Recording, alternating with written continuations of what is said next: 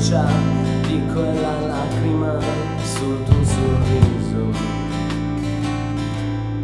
che si dilegua lungo il tuo viso, l'ultima acqua che laverà ciascun pensiero di questa città, ma solo il tuo stanco e selvaggio era rimasto come un miraggio. Solo una lacrima, quella più amara, lo cancellerà.